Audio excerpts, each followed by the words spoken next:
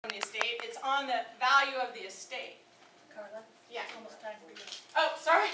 All right. So 85 is the last one. This is the corporate kicker, and what it does is it throws a corporate kicker.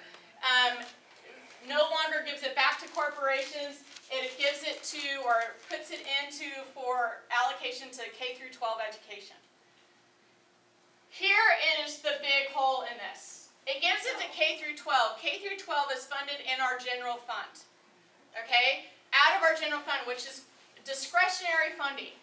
So though you may take whatever the corporate kicker is if this passed and put it in K through 12, there's nothing that mandates that the legislators say $1 million, it's going to be way more than that, but say $1 million went to K through 12, there's nothing for the legislators to take that $1 million from the bottom and move it to another program. So it does nothing to assure that there's in fact more revenues in K through 12. Does that make sense? Yeah. Because all of the K through 12 is discretionary. Essentially you're saying, well, here's a little pocket of non-discretionary, so then the legislators go, oh great, we're going to just run over here and make it. In my opinion, if you want to get rid of the kicker, which is a conversation that needs to happen, then we need to have a conversation of what is the best way to use those revenues if we were to get rid of the corporate kicker. It may be K through 12, the corporate kicker, but it does nothing to actually figure out where best that money would be used. It just gives it over to K through 12, and then that money just goes back through the hands of the government, and they figure out what they want to do with the extra dollars that they have now.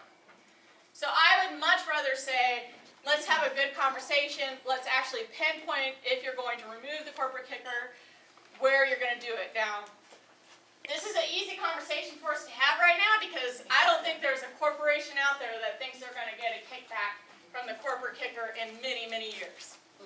So if you want to have the conversation. So in my opinion, this is not the best place to put it. It should not be amended to the Constitution. It should be a conversation, and it should be in our ORSs. It just doesn't belong in the Constitution, and we need a better thought out, deeper discussion of what are the impacts by removing the corporate kicker, and what are the benefits, or where is it the benefits best placed. So those are all of the measures. Just a quick reminder that this Saturday is the Basic American Rights Seminar at the Eugene Hilton Conference Center. We would love to have you. We have some amazing national speakers coming in. You can still register. You can go on the Americans for Prosperity /Oregon site or directly to Bars or One at Eventbrite and register or come that day, and we'll accommodate some walk-ins, not all walk-ins.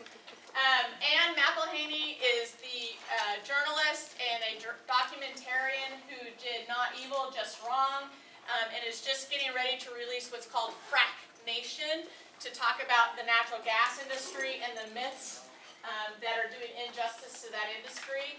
Ken Ivory is a Utah legislator, and he is going to talk to you about some of the very innovative legislation they've passed in Utah to try to take back control of their federally owned public lands and try to put them back into the hands of the state so that they can actually create some revenue off of those federally owned lands that he does not believe should be federally owned. And they've done some amazing work in the last 2 years on that. Randall O'Toole is a Cato scholar who talks a lot about transportation and housing. He has a brand new book out and does a wonderful presentation on what's called the American Nightmare and how government has interfered with home ownership and how important it is to this country for home ownership. And then James Buechel, many of you have seen him.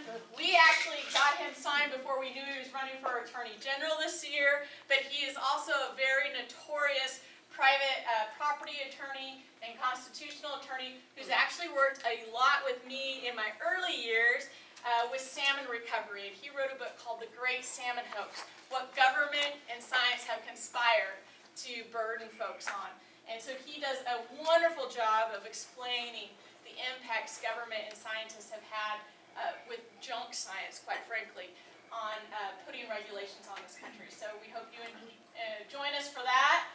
Hopefully I've given you a good review, or probably more in-depth of a review than you wanted on those state measures, but hopefully it was thought-provoking for you. And thank you for having me. Thanks to all of you.